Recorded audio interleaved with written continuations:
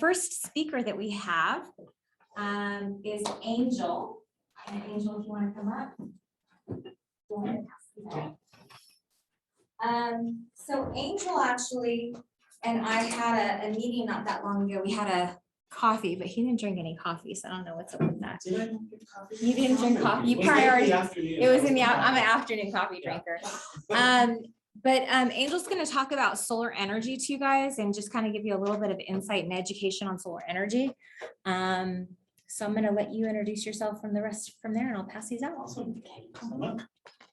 Well, welcome everyone. As Ginger said, my name is Angel True. I'm with a company called AO Energy.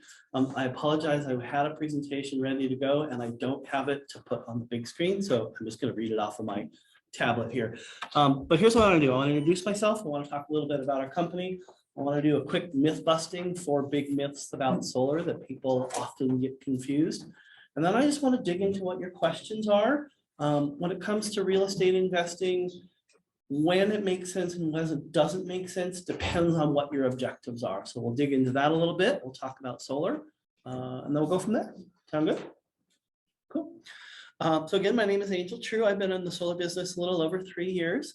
I kind of stumbled into the solar business. I had a life business coaching consulting business for about 13 years. I had some big life changes happen. I realized it was time for me not to own my own business.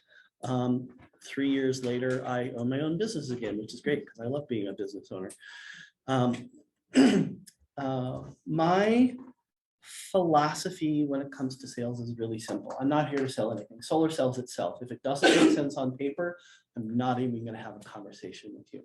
My objective is to help you make the decision that's right for you. And my simple philosophy when it comes to selling solar is be honest, tell you what I believe is the right choice for you, give you the options, and then help you make the decision that's right for you. It's as simple as that. For me, solar is kind of personal. My family lives up in Oregon. So last September, my mom actually lost her home in the fires that swept through Oregon. And that was a big deal. How many of you have had friends or yourselves lost property in the fires the last couple of years? Yeah, so last year was worse than the year before and worse than the year before that. I had close to 20 friends up and down the West Coast that were evacuated, and at least 5 friends lose their property, including my mom. So it's becoming a big deal. Solar is not the single solution to this problem, but it's actually one of the big ones.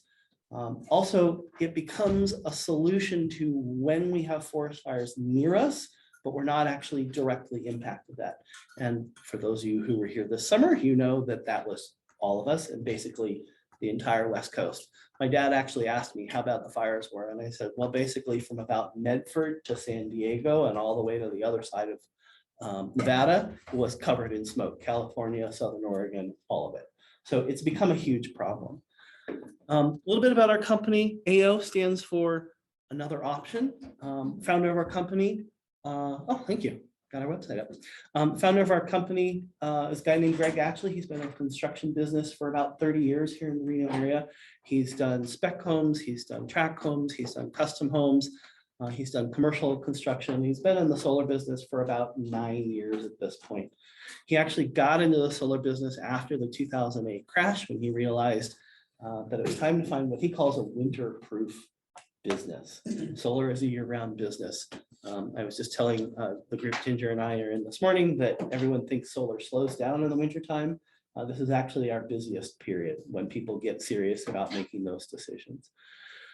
Our company originally started doing commercial installations, industrial installations. So we've done over 400 megawatts of commercial utility scale installations. And then Greg realized that commercial was easier and residential was even easier than that. So that's how that move came about. We own our own panel distribution company. So very frequently we purchase the panels that we're putting on people's roofs, whether it's residential or commercial. That lets us pass that savings on to you guys. We're a local Reno-based and employee-owned company. So one of the things I love about working in our company is we don't point fingers. We're just like, well, that got fucked up. Let's fix it. Moving on. Don't make that mistake again. It makes working in a team environment very effective because we're just here to solve the problem. And if we can't solve the problem, we have to figure it out. Move on from there. There's two other things that set us apart. We are, in addition to being an employee-owned company, there's no other solar company that I know of anywhere across the region that's employee-owned. And again, y'all are investors, you have that idea, you've worked with employee-owned companies. What it means is every single person has a vested interest in making sure that we do right by you. And that's really our fundamental drive, is making sure we're serving you right, being honest with you, and doing what we do. We do residential, commercial, and we're the only solar company in the West Coast that I'm familiar with that actually will do off-grid systems as well. Off-grid systems are a whole different beast than on-grid systems. And I'm happy to talk about that, but I'm not going to dig into that today because it gets complex fast. The other thing that sets us apart is we do a solar giveaway program. So every 100 systems we install, we do a drawing. And anyone who sat down with us and done a proposal, or anyone who has referred someone to us that has sat down with us, you're part of that drawing. And it's a 5 kilowatt system, which is on the low end of an average system size here in Reno, or a $12,500 cash equivalent. So really curious, how many of you have ever been involved in the installation of a solar system, either on your property or a property you lived in? Oh, awesome. Yeah, how many of you have ever been involved in a solar project or lived in a house with a solar system? Awesome. No one. I love it. By the way, if you ever need to sell a system with solar, a house with solar, talk to Ginger. She can totally help you out. So I want us to talk about a couple of big myths. The first is people say solar costs too much. Anybody ever hear that before? Or you think that? Okay.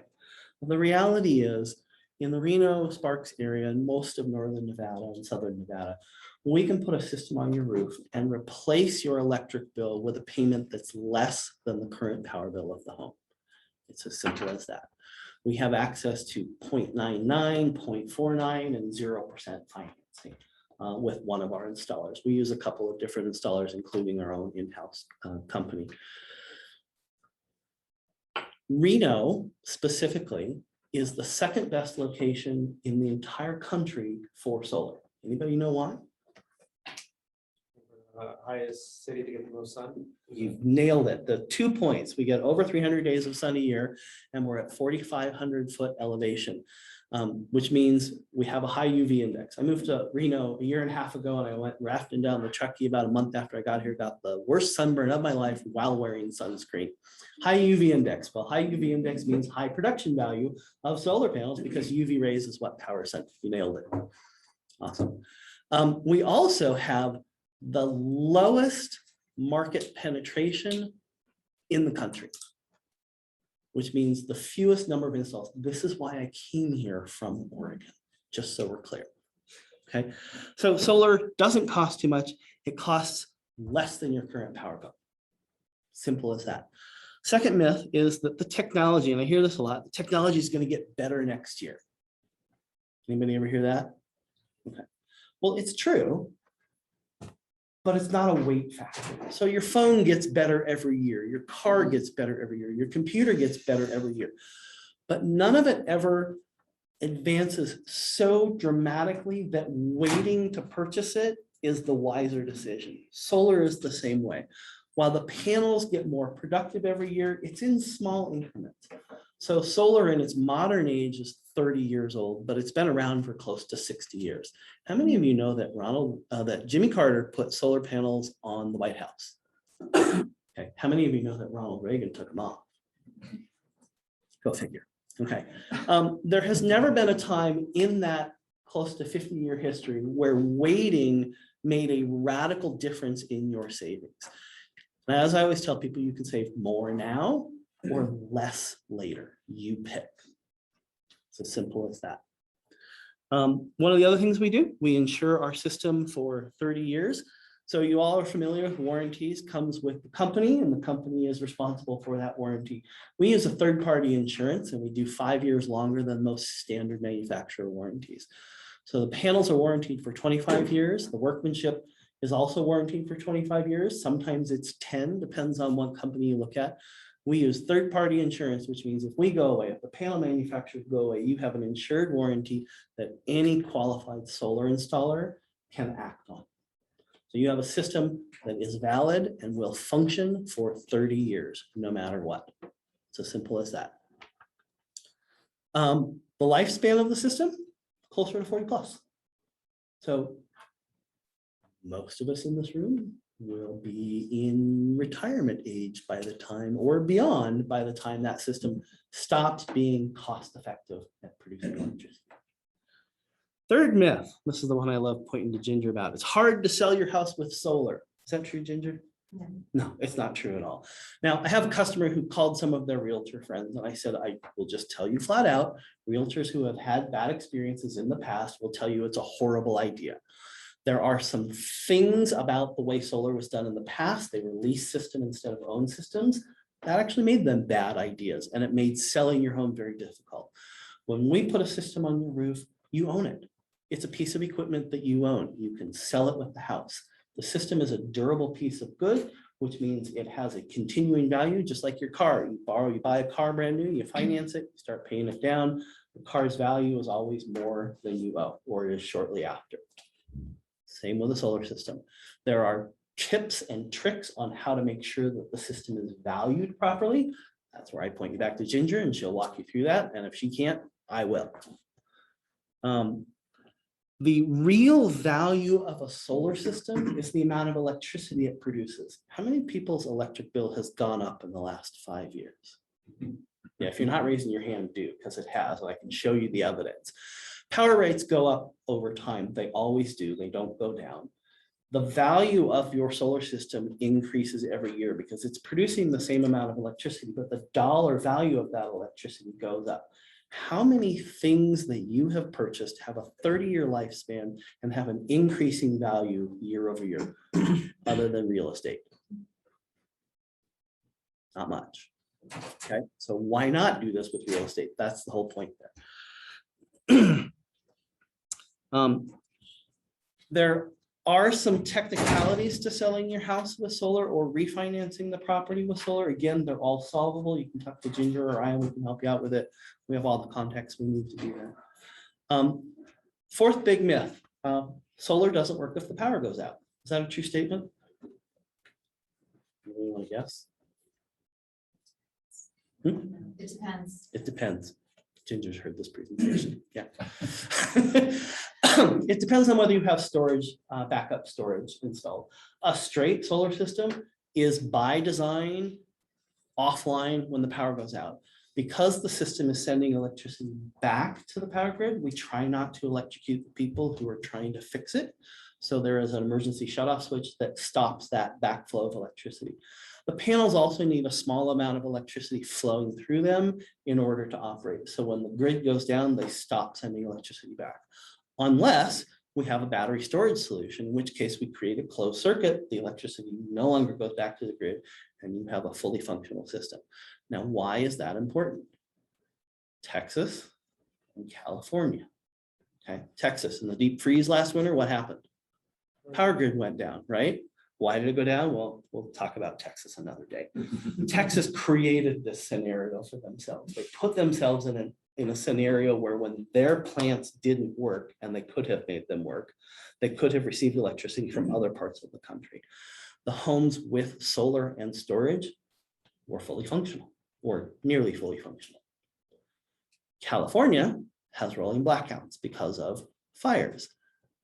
We are in that downwind path where we may see this happen in the next few years. We've already seen some power outages in high demand periods. When we get covered in smoke, everyone is running their AC. That creates a massive demand scenario that is above our peak capacity. So if you have a battery, I will tell you, I'm probably not going to run your AC, but I could run your furnace fan and keep the air circulating. You would have a home that is somewhere between 50 and 75% functional.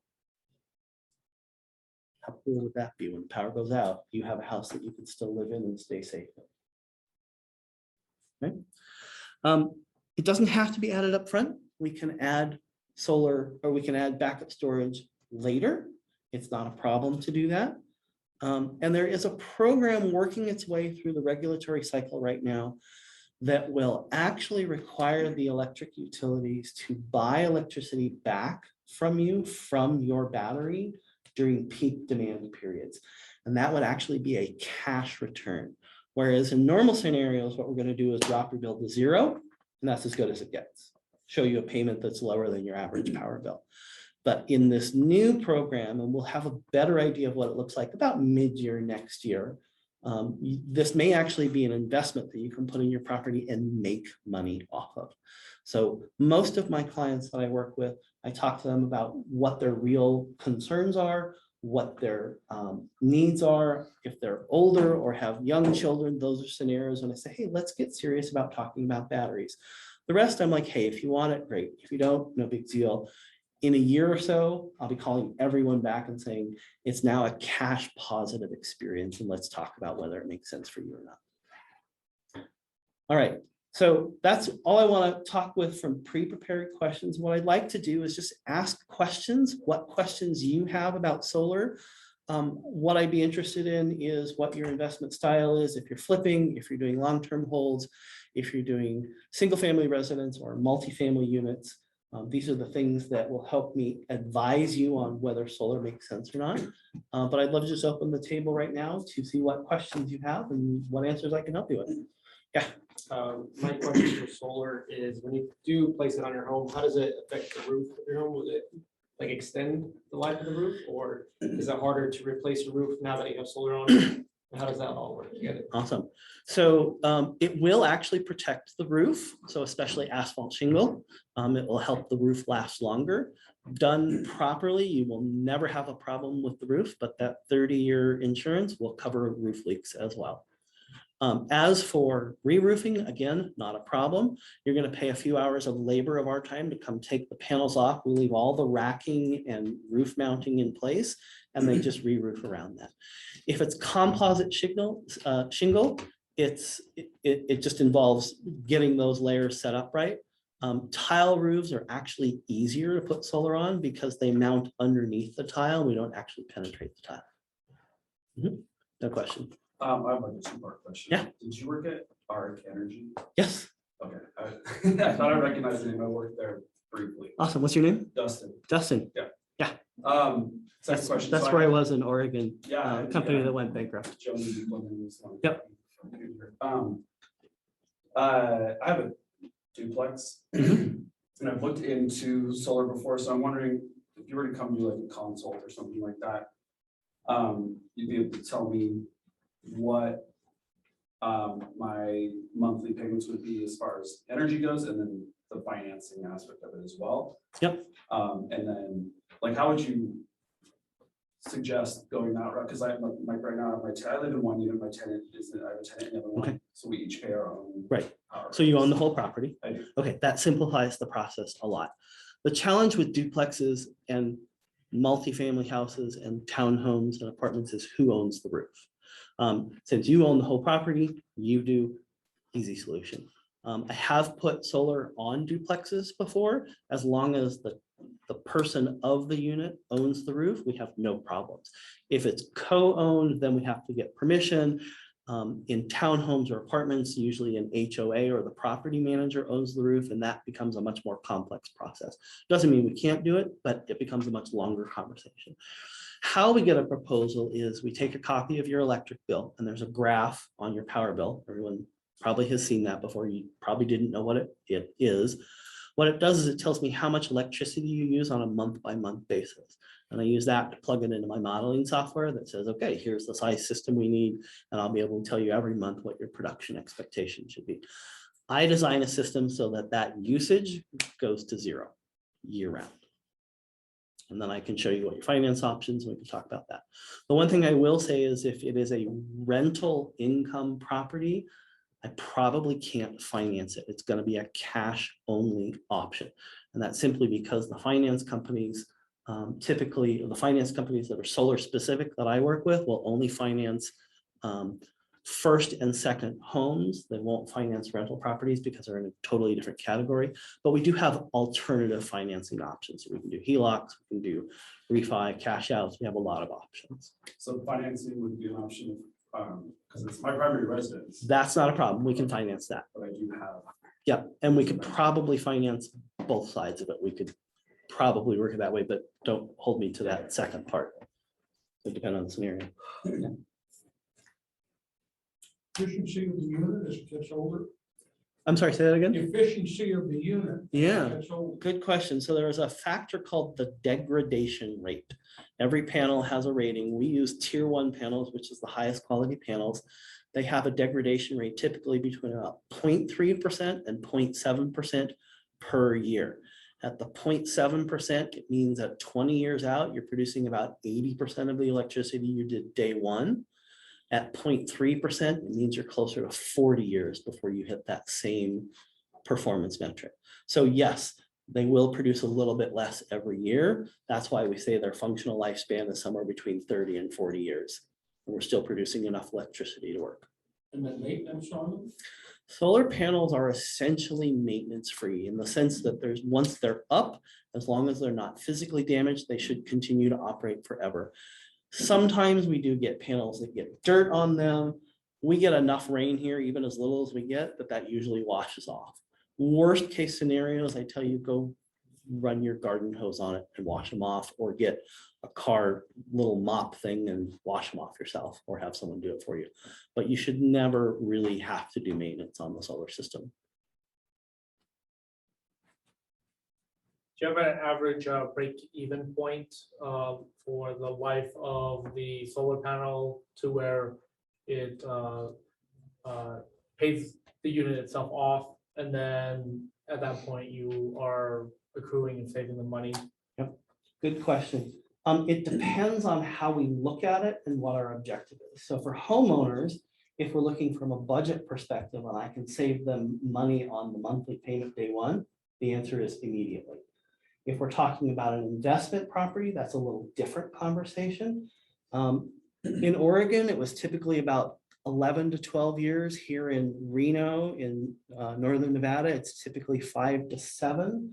But again, if we're looking, we have to think about how we're looking at it. If we're looking at it from how much we're paying for electricity, immediately. If we're looking at when we get a return of that number, it depends on what the system size is, what your electric bill is, and what the timing is. But 5 to 7 is a typical number. Thank you. Yeah, actually, this might be a question more geared towards Ginger, but like in terms of the equity that something like that adds to a property, like the resale value of it, when calculating the break even that you talked about versus the return on the investment, do you have any idea kind of what we could expect if we run our numbers that way? I can give you some answers. There's a bunch of studies out there over the last decade or so. Homes with solar sell 20% faster for 17% more compared to homes without solar. Typically, another study says 4.1% of the value of the home. The one part I didn't mention is there's a 26% federal tax credit on the system through next year, and then the year after it's 22%, and then it's gone. So in 2 years, you will have a system that costs 25% less than anyone can put on brand new. So from an investment perspective, 2 years out, you're cash positive because you can sell the system for more than you paid for it.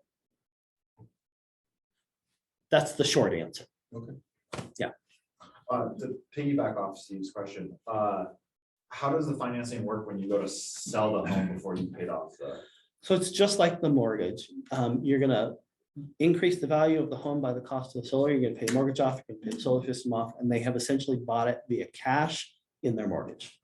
And you're selling to people who are interested in solar.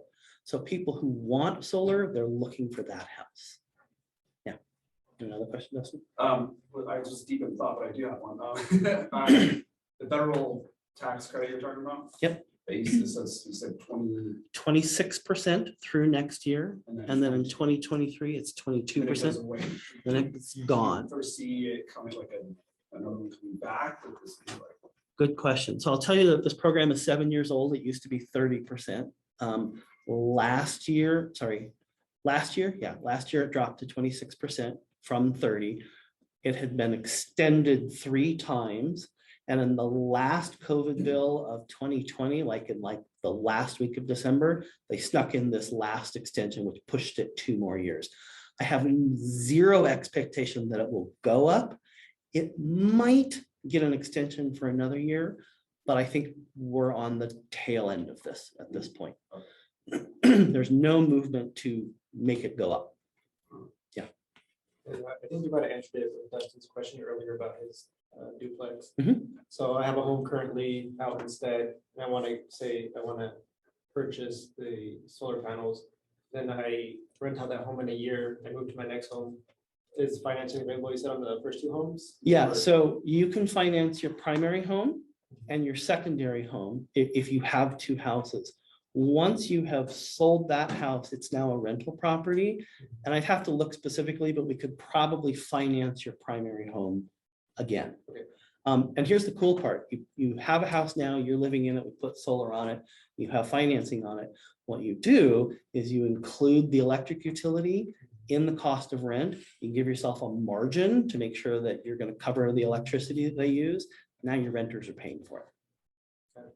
Thank you. So that's what I was gonna ask, is how are you charging a renter for the electricity? You include it in the rent, utility, cover the utility. So just a flat amount, or do you actually get a reading each month of how much they use? So what I usually say is, let's say you have $100 finance payment, that's going to cover about $125 power bill, something like that.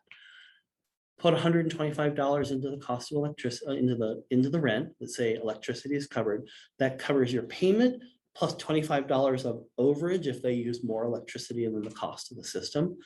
That math depends on the property and the size of the system. Yeah, I But- have one that I was including it, and I had to switch out Mhm. because they just use as much electricity or whatever. Yeah. So there's like a disincentive for any conservation. Yes, that is a challenge. I have a house that I've owned in Oregon for 20 years, and when I moved here, I started renting it, and I didn't think about the fact that they were going to use twice as much electricity. So it's like, oh, right, that math, I have to tweak that a little bit.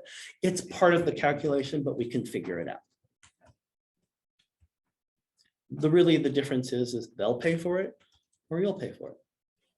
We just figure out, make sure it's a number that makes sense for you. The other way you can do it is say, hey, we're covering this amount. It's included in your rent. If you go over, you'll pay for it. That's the other way to do it. Who else has a question?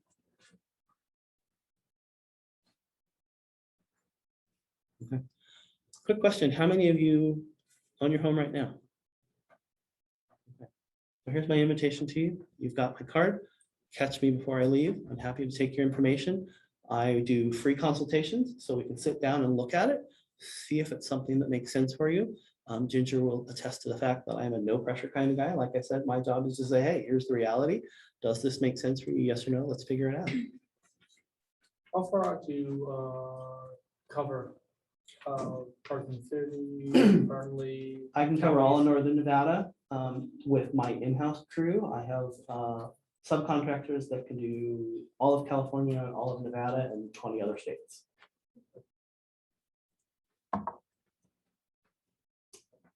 How's the battery, if you want, if you want the battery storage, how's that figuring out? Batteries are the single most expensive part of a system, and it can double the cost of your system if you have a small system, or increase it by a third if you have a massive system. I have two systems I've sold recently that are upwards of $150,000 financed, both with batteries. Batteries, I have a variety of sizes and options, so we fit it to the right house or to the right size. Ballpark anywhere from 15 to 35,000 for a battery. So if you were trying to look at the electricity Mhm. as a cash flow concept, Mhm. like my intention is to sell it back to the grid, sell it back to. Is there something that you have designed for here? I'm turning my roof into a solar farm in this respect. So NV Energy limits us to 100% offset, which means we can eliminate up to 100% of the kilowatt hour usage. We can't exceed that and we can't make money off of it. So all we can do is bring our bill to zero, and we're selling electricity back and buying it depending on the time of day and time of year. But we can't make money off of the process until that battery program comes around. So at this time, that's just what NV Energy has with the Northern Nevada residents. Is that correct? So the program is called net metering, and that's what it's called across the country. There is no state that I know of anymore that they will pay you for solar. They'll zero your bill out, but that's as good as it gets in every state that I know of. Thank you. Yeah, it used to be that you could make money off of like putting an oversized system up, but that's like 10 years ago when that program still existed. Got it. Okay, thank you very much. But if it's a rental property, you can make a little money off of it, depending on how we work the math. Got it. Thank you. Is there a question over here?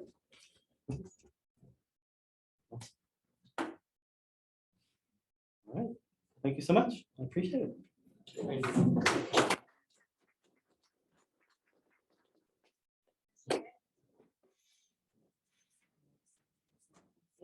So our next speakers, to give you a little bit of insight, I actually had a friend of mine, I don't know how many of you guys have been here for a while, but I had a friend of mine that developed ALS, and he didn't want people walking through his house. He didn't have a chance to clean it up. And so I gave him the option. I said, we could put it on the market, I'll try to make it as easy as possible for you, or we can sell off market and I could have some investors come in. And so I had several investors come into his house. We had multiple offers on it. And one of the offers came from someone that comes to our investors group. And so we accepted their offer. They were actually the most reasonable, and they said they gave him the easiest offer that there could be, meaning they said, whatever you want to leave, you leave. Whatever you want to take, you take. We'll make it as easy as possible for you. So we worked it out really well. They came in, they put in the flooring that had been sitting in his hallway for, I don't know how many years. I don't know how many years Max had that flooring sitting in the hallway, but I want to say it was like probably 5 or 6, maybe 7 years sitting in the hallway, because it was a project he never got around to. And so they took that flooring, they put it throughout most of the house, pulled in new flooring into other areas, painted, did a bunch of really cool things with the property. And then I helped them sell it. So that was wonderful. They gave me the opportunity to do that. And anyway, so without further ado, we've got Chris and Anthony Demartino. And if you guys want to come on up and give us a little bit more information about yourself. Well, thank you for having me. I'm actually in from Sacramento, California. Anthony's going to run the show. I'm just here as a, can you come up and meet with the group with me? So.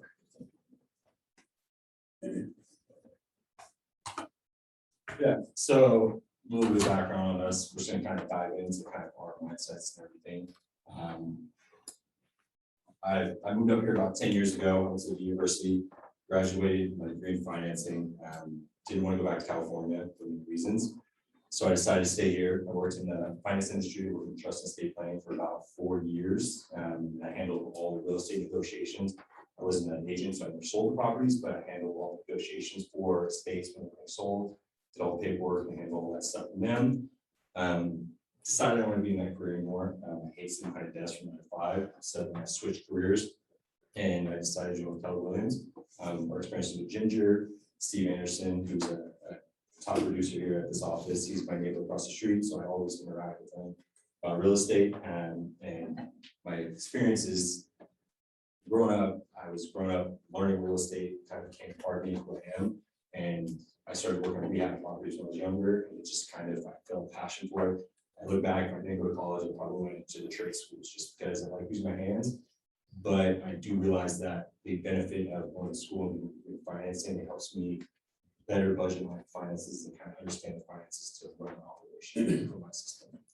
So I'll let Dan introduce himself.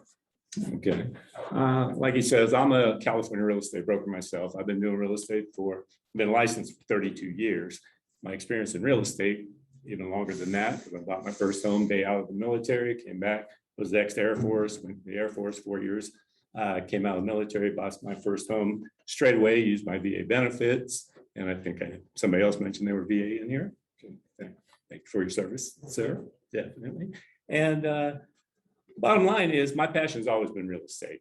Coming out of the Air Force, again, I bought a home straight away, but I wasn't looking to jump into real estate straight away at that time. My career in the military was, I worked in avionics, fighter jets, a lot of stuff, had a big background in electronics, became a network engineer in the electronics world, or electrical world, however you want to call it. And a bunch of buddies that are all engineers. They all went to work for Apple, Intel, major corporations, and they were all doing very well and making good money. But because of my military background, the government was looking for me. They ended up hiring me in the Department of Defense, which I worked for 27 years in everything you can imagine. My son hears me say, yeah, I worked crypto for 20 years. I've been through every electronic school they would teach me. Never really had a passion. So when he's like, Dad, when crypto started coming around 5-10 years ago, I won't bore you with all the stories, but he's like, Dad, did you work on all this stuff? I said, no, different crypto, not the cryptocurrency, which everybody's loving now. So different crypto, communications equipment. But with that said, in the computer world, I never told anybody I worked on computers, no experience. That was my job, did a lot of stuff, worked in secure communications and various things. But on the side, when I went to college on the VA bill, I was able to get paid to go to college with my VA benefits. But when I studied, every course I took, I'd take one little electronic course because, quote, quote, I was going to get an electronics degree, but I'd always take real estate principle, real estate practice, real estate finance, real estate appraisal. Took every class there was. And almost everybody in these classes were real estate agents. And I'm like, I'm not a salesperson. I'm not looking to sell anything. My goal for this and my goal in life a lot is always self-knowledge, teach myself what I can learn myself, and then apply what I like. So I jumped into the real estate side of it, started buying after I bought my first house, started looking at properties, bought my first rehab back in, I don't want to date myself too much. I know I look 170 years old, but not quite there yet. But with that said, I was buying properties back in probably the early 80s.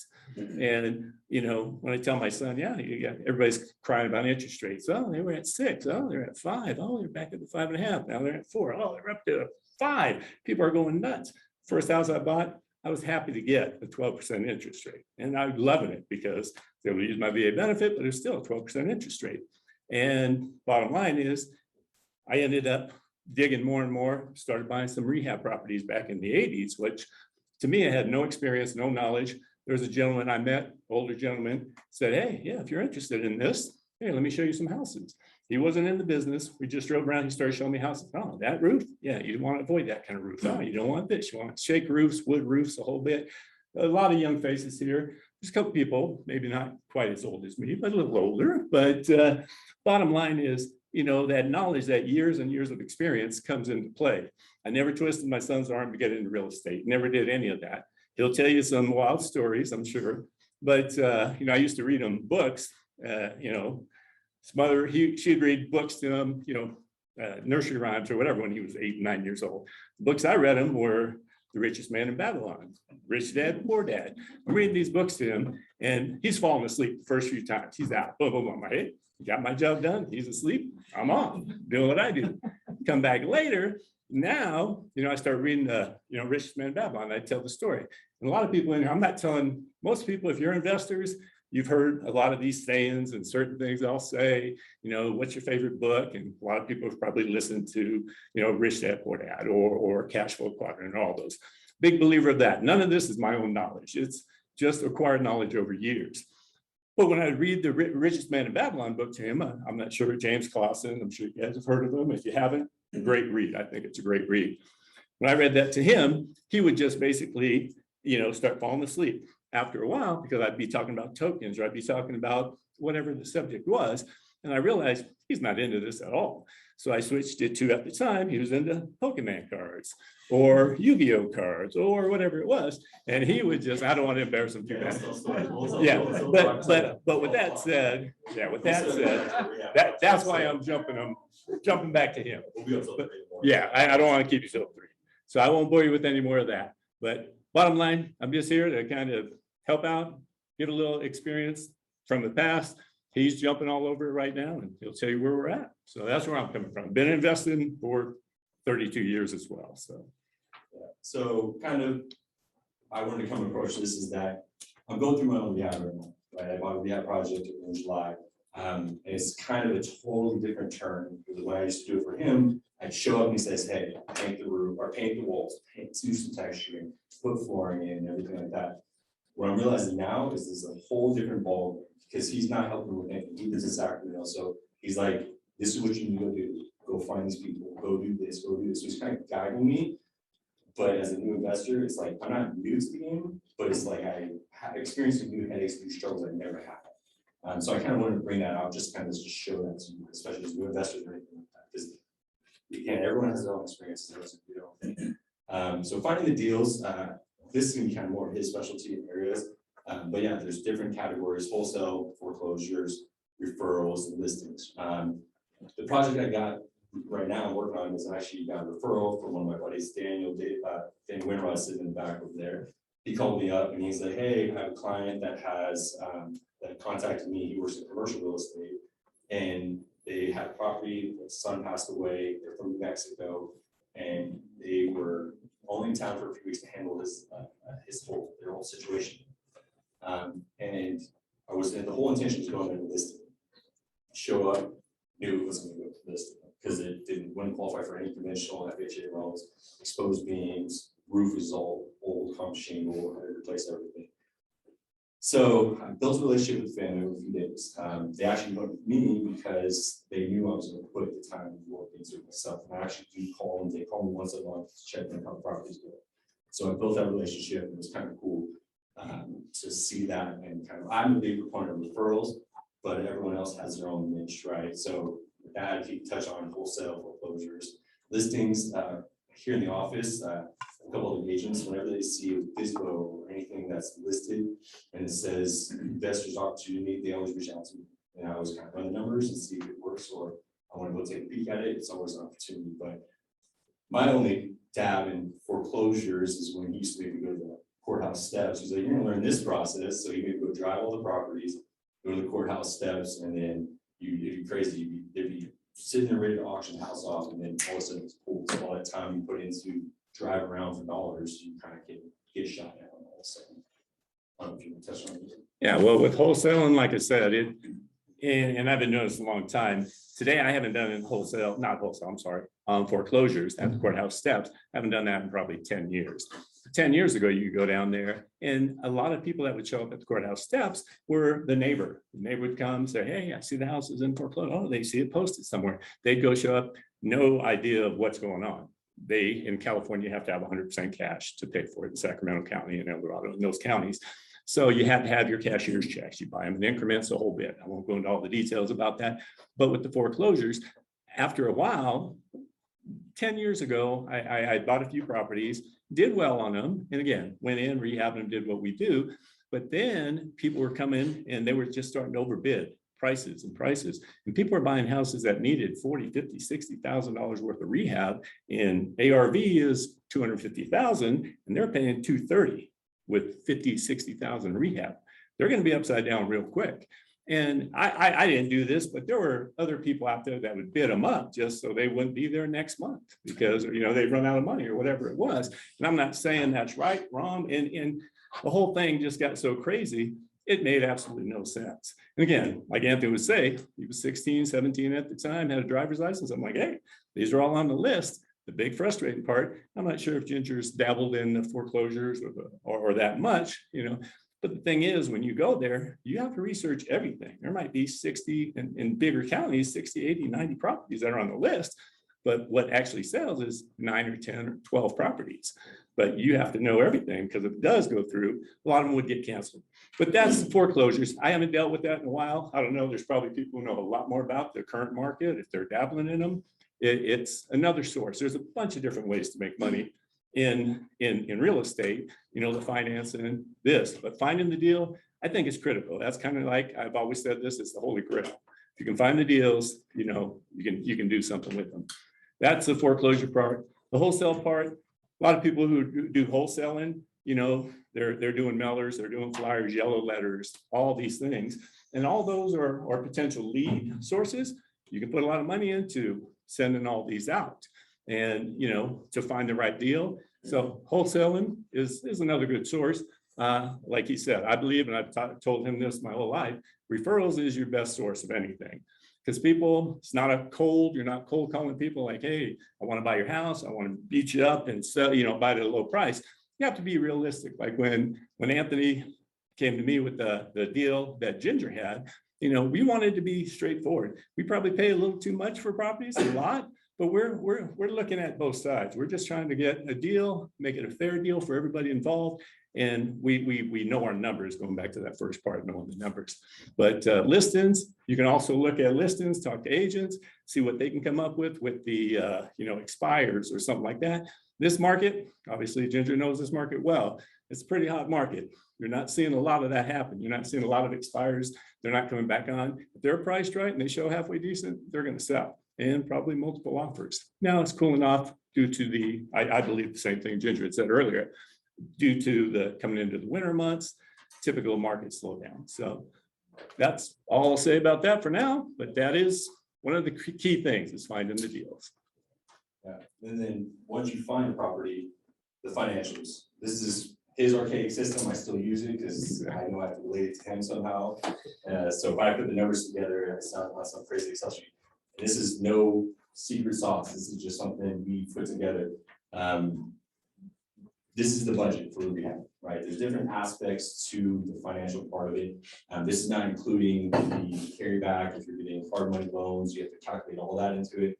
I'm just gonna kind of touch on the rehab. So when I approached this property that we picked up, I went in there, I brought the sheet with me, and because of my experience, my knowledge of doing flooring, doing carpets, and doing painting and all that other stuff, I know how to analyze the property, right? I know what the square footage costs of flooring, how much does it cost to install, what vanities cost to put in at Home Depot, or if we have to do new cabinets and everything. And that's just experience. And like I said, you learn it as you go. Everyone can build your own system, but this is going to be your bread and butter. A deal's never going to be made on the sell side, right? When you're trying to flip a project, you don't know what you're going to get into. So know your numbers, overestimate your expenses. That's what he taught me ahead of time, because it's always going to be more. No matter what you think, whatever number you put in there, it's always going to be more. So what I try to do is, there's certain areas I know we're going to work on, put in our own time, but I try to calculate it as if I was a hire contractor. Contractor's going to charge a lot more than I'm paying myself, right?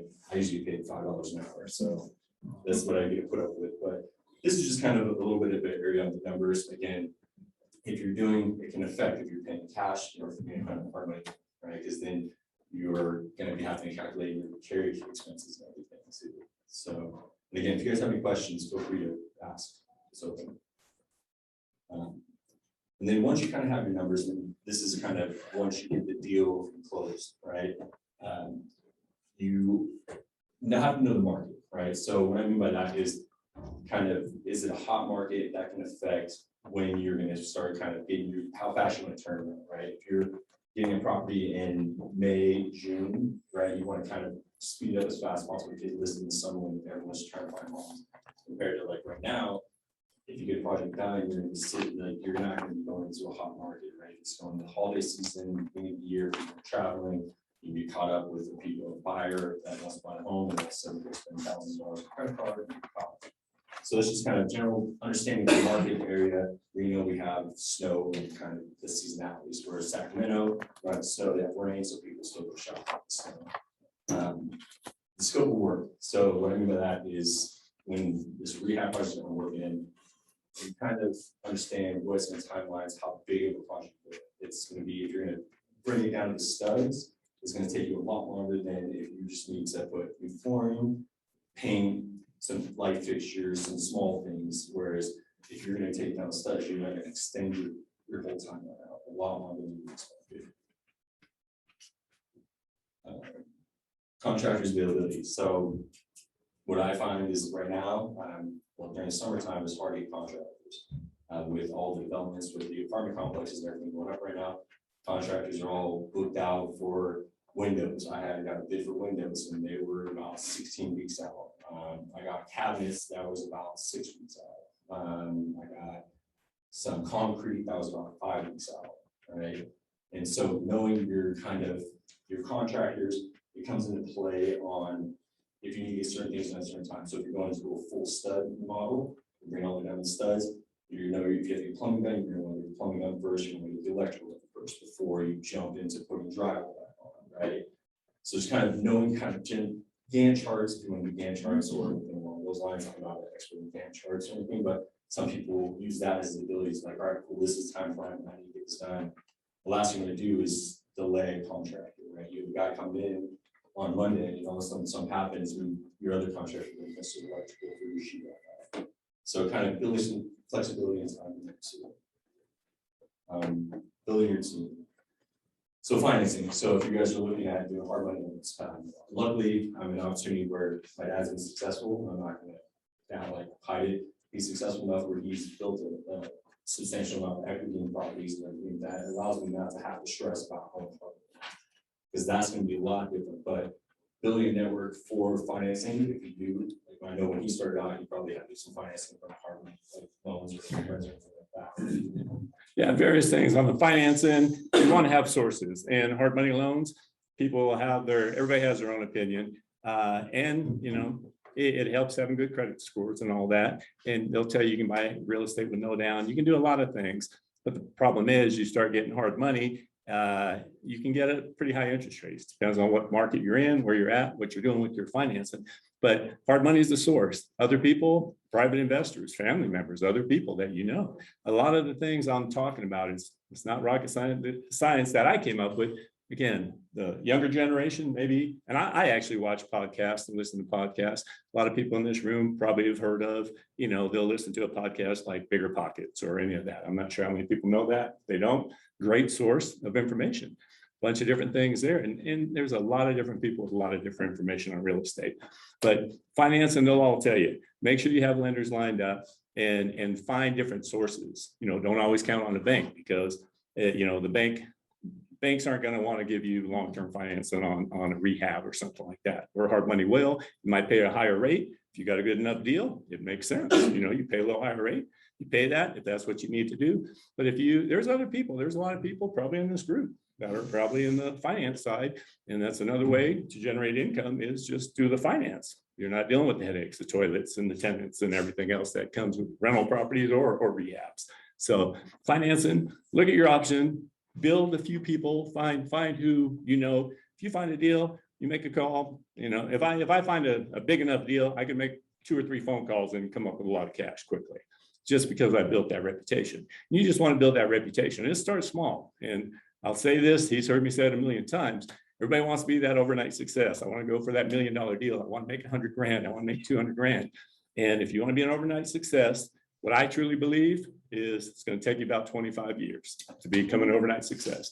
Most people want the easy way. And I'm not saying it's the easy way, but that's what they're hoping for. And real estate is an avenue where you can generate some income. You can generate a little bit of wealth. And again, it doesn't happen overnight. Some people, you may hit a home run on a deal and say, hey, you know, I made 30 grand, 40 grand, 50 grand. But it depends on your markets. I watch some of the stuff. You look at LA markets or some of the big markets. They're like, oh yeah, we don't do anything for less than 100 grand profit. They're playing with $600,000, $700,000, $800,000, $900,000 homes, whole different game. So you start looking at percentages, but make sure you have financing lined up. And tying back to like the budgeting and knowing your numbers and the financing side. Like you said, if you have a good deal, the numbers make sense, money's easy to find, right? Especially if rates so low, people have a lot of cash in the sidelines. If people have 401ks, they can do some like lending and stuff like that, like LCs or Okay. something. I know that people can use money for like the projects, I forgot what it's called, but again, find the deals that have to be done. Money should be easy, but knowing your team, having referred people that you can go to, know they're not gonna jack you on rates, if someone's charging 12%, when they know they, with rates so low, 8%. Nice thing for yourself. That's for that area. Contractors, coming from his kind of fun experience in Sacramento, was with him, he has contractors lined up for electrical, all the other things. For me, I was starting from scratch, right? He's like, okay, you got this project, you're gonna need contractors, so go out and start finding them. Luckily, I have being at Keller Williams, I've built up resources through my mentor, through Ginger. They have booklets, they have binderfuls, and I've learned that too. So I have like a binder full of all my contractors now, and my preferred ones, and to kind of, it's my, like my HVAC guy. I call him up right now, he has my number saved in there, it's my first name. That's just not just a random person. I built that relationship with him. He knows that I'm there, I'm showing up, I'm not just gonna call him to say, hey, can you come give a bid 15 times in a row, I'm gonna get him work, do something for him. Or like tree people, or my handyman, he's like my neighbor down the street, he's helped me find some resources that I wasn't having access to, I was having trouble with. So it's always good and kind of getting consistent people, right? Supplies for flooring. So in Sacramento, what I'm learning from him, he has A1 cabinets. Well, yeah, I have a few companies in Sacramento I've used for 15, 20 years. And they know if I call them up, say I need a bid, not a bid, or if I bring a cabinet design plan, I just give them the measurements, they're going to design it out, give me some numbers. And they work with me. I've been working with them a long time. Different suppliers like flooring. And again, don't just stick with one, price that out. See, going back to contractors too, it's the same thing. Contractors are good people, but it depends on if they can make more money working, especially in California, where I'm in Sacramento. A lot of the contractors that are good people for me that I've used for years, they're all going to the Bay Area. They're making crazy dollars in the Bay Area. And I'm not going to say, hey, I want to pay you a lot less, come do a job for me. They're going to say, yeah, we'll get to you if we can. But the bottom line is, they're going to do what they're going to do. So have some backup sources too, but reliable people, and take care of your contractors too. They're doing good work for you. If they're on the job and they're taking care of it, make sure you pay them straight away, because I know everybody gets runs into headaches getting paid sometimes. So if you pay them, they're gonna come back to you. Maybe you're not the highest priced, or you're not paying them the highest dollar per hour, but when I pay my people, they're happy. They're like, oh yeah, no problem. We're going to go, we know you're going to pay us that day. When we're done with the job, we're getting paid. So they like that. So yeah, and funny story for supplies. One time we had to get flooring for a house project, and it's called German flooring, and it was so sketchy. German flooring sold by a bunch of Russians, right? And they're all driving Maybachs and what was it, Mercedes, Range Rovers, every car you can imagine. Every car in the parking lot was $100,000 $100,000 car. Yeah, and it was made in China. So it was German flooring sold by Russians, made in China. We go to this warehouse and he knows what was gonna happen. He's just like, he's laughing. He's sitting in his car. He's like, oh, go knock on the door. They have several warehouses in Sacramento. And I knock on the door, and it was literally like we've seen where they open the slider and they're like, what do you want? And I was like, looking for this flooring. And they're like, oh, it's not this warehouse, you go to the other warehouse. So we drive to the other warehouse, and I was like, this is not gonna be pretty. They had the slider door open, the big warehouse door, and I walk in, and there's flooring from floor to ceiling, right? All of a sudden, these two giant Russian guys, like 6'6" and like maybe 6'3", and they're just like all jacked in white, it was the middle of summer, and they just started yelling at me. I was like, whoa, because they didn't want me to walk in the warehouse. And I was like, this is a little suspicious. I was like, I'm just looking for this flooring right here for a sample to buy. And so they're like, okay, and they're like, you go stand outside. So I stood outside and brought it all out to me. And I'm like, no, we're not saying they're doing anything wrong. No. Don't get us wrong. But I didn't know, you know, but to me, right. it's like, you're gonna get this experience with Right. my suppliers. And I was just like. and They I'm have like, what are they doing? warehouses, right? They have warehouses full of flooring. I mean, 40, 50,000 square feet of flooring that they import. We were actually piggybacking on that story. We walk into their showroom, and he walks in the back, and they have all these fine shoes, a whole collection of shoes. He's like, what is this? I thought they sold flooring and cabinets. He's like, I said, I don't know. So we started talking to the owner at the time. He's like, yeah, I just came back from China.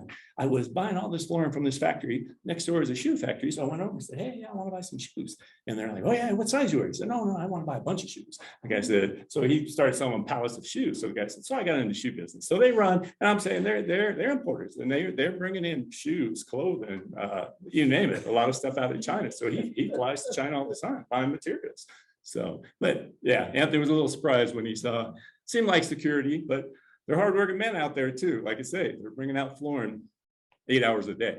They have forklifts and loading, unloading it. So that's part of their workout, I'm sure. So go ahead. And then, like I said, it just depends back to repeat business. Building a relationship, paying your contractors, like for HVAC, I paid him right away. That's why he's happy. Now, when I call him, I use him for inspection. I call him, he does me by first name. So if I have a client needs to get inspection done, he'll make time to get out there and do it. A handyman, even though he's my neighbor, he loves working with me. He works with other investors, but he comes and works with me all the time because he knows I'm there. I'm learning with him too. I'm gonna pay somebody, I'm gonna learn something. I'm just gonna pay somebody to come go do something and just walk away and come back. And that's, there's, like I said, different levels of investors, right? I'm a very hands-on person. I like to be there and do all that as much as I can myself. Again, that can save a lot of money too. Not everything we've taught you, they've kind of thrown it all away, right? Because there's reality. That's part of the business. There's increased material costs. So, for example, with lumber, during the middle of summer, everyone knows lumber prices are going through the roof. That affected my budget, right? Because I was planning on, I had to do a new roof on the whole property. I was expecting X, but then I didn't, when I was doing it, I wasn't thinking the crazy price of lumber. So when we went to install it, we had to do resheeting in a lot of areas and do other things lumber kind of went through the roof.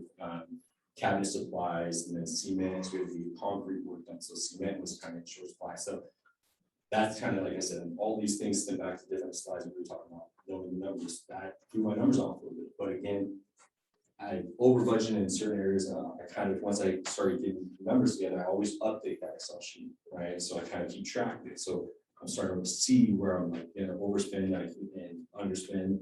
And I always build in a little buffer. I always put $15,000 to $20,000 sometimes, depending on the size of the project, for extra expenditures. Right? I'd rather have that in my budget, knowing it, so I don't get burned or flipped upside down just because one thing was wrong.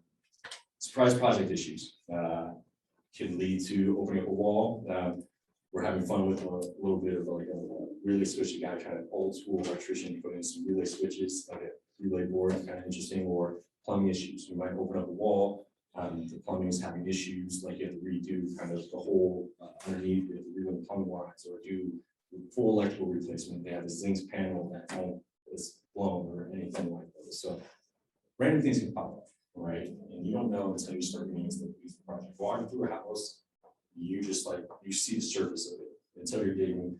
And I remember when I went, when we got this house, the lady loved me, and she, at the point of it, she didn't want to sell something. So there's a couple of investors that walked through there because I helped them out and built a relationship in 2 days. The second day I was there, the guy had a bunch of stuff. He was a hoarder, had all kinds of stuff.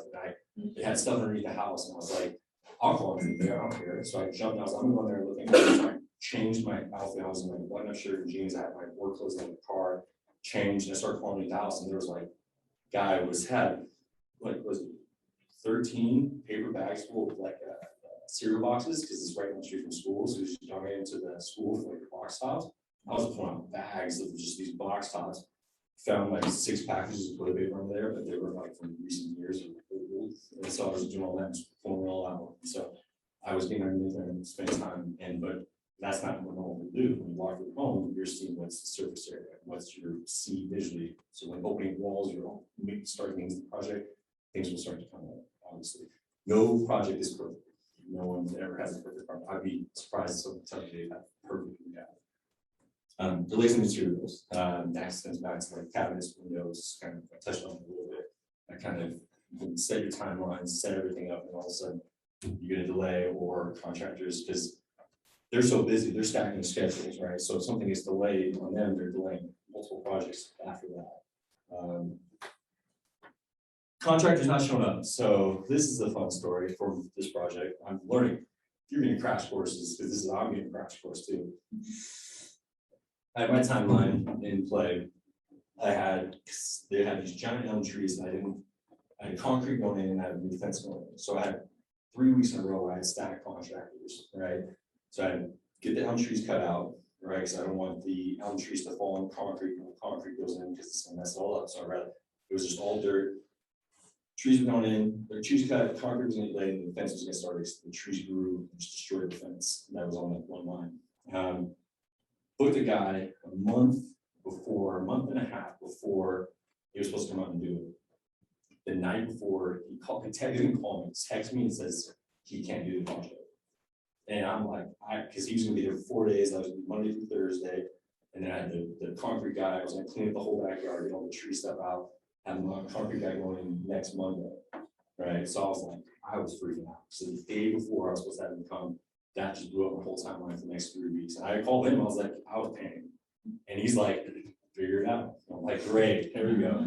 And I was like, that, I was up, I pretty much stayed up that whole night, looking at like people that would get resources. And I came to the office the next day, I started talking to Steve, and he's like, call these people. So I called them, and they showed up, they were able to give me their schedule, and because he has such a great, again, this comes back to building your team. He has such a great relationship with this company.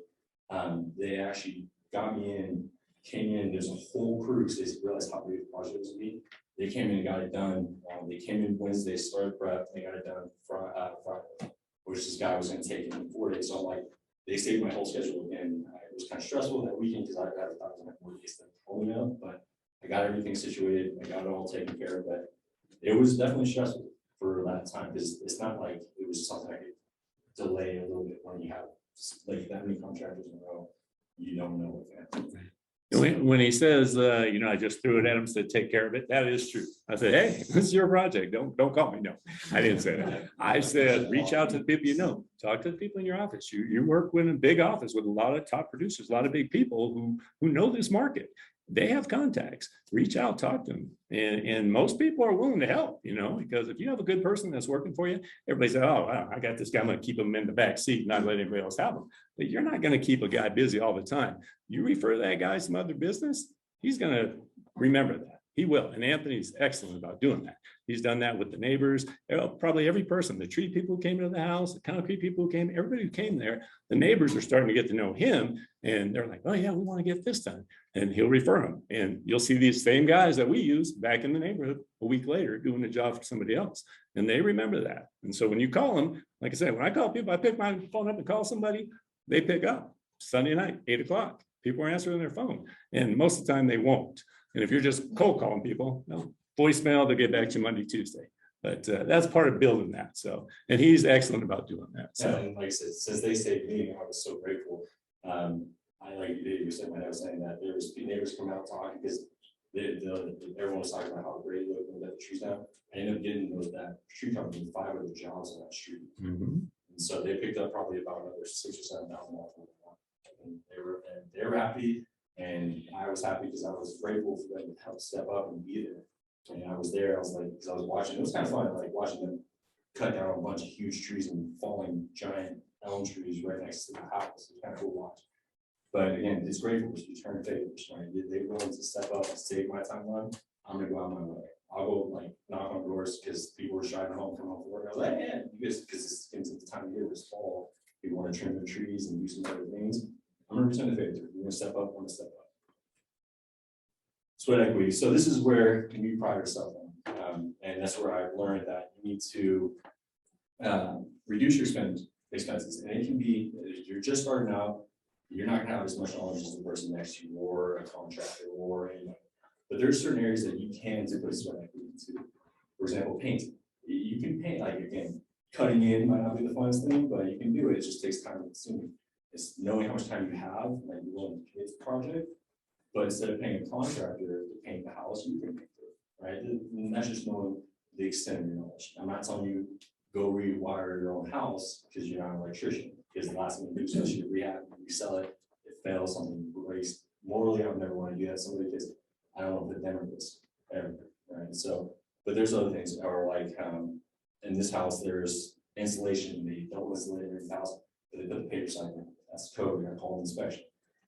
They were saying they wanted $3 grand to replace the whole, like just all they were gonna do is cut the insulation out, or like not even, they go and rip the paper off and flip it upside, like flip it right way up and put the little strip, like little metal strip in there. I was like, not happening. So I spent 2 days on there and got it done. Right. So that saved me a lot of money that I wasn't planning on putting in my budget. But again, I had to attack it, throwing it all away. I either pay somebody $3 grand or spend 2 days. And again, it wasn't fun, it was 2 10-hour days, but I got it done. And my time is like I said, I pick myself a little bit, but It's a lot less than paying somebody $3,000 for one little thing that came from nowhere. I wasn't expecting. Consistent oversight of the rehab. So what I mean by this is when I'm there at the project, if I do have that contractors with concrete or handyman or like, you can, when you're there working on the project yourself, you can consistently see things. There's something like starts to get behind and step up and not be fully hands off and just be like, come in a month later, a week later, or whatever. And that's the tough part about doing properties outside the state or anything like that. You can't get that full hands-on thing and being at the property every day. So that's why I go, even if I'm doing real estate all day, I also go over there. And my hours, I work a lot of hours. So I usually do my hourly days, probably, unless he's in town, I'm putting 15 hours in the project. My days from 9 till about 4 or 5, if I have clients on meetings and stuff like that, I'm doing real estate work. After that, I'm at the house, right? Even if I don't do anything, I just go check in the house, or if I have some time, I feel like it's work, I'll go spend some time, a couple hours doing something small, keeps me consistently doing my projects business, completely stop, somebody else. Yeah, and he's right on top of it. The oversight of the rehab.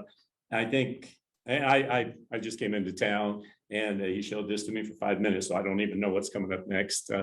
So I think I saw something about my main concern about being on the job site and doing some of the work yourself and knowing your sweat equity. Yeah, that's it. Okay. But where I was going with that is, you know, if you're going to pay somebody to do the job, there's nothing wrong with that. You know, if you're hiring a contractor, like I said, we have roofing contractors, we have HVAC, we have certain things.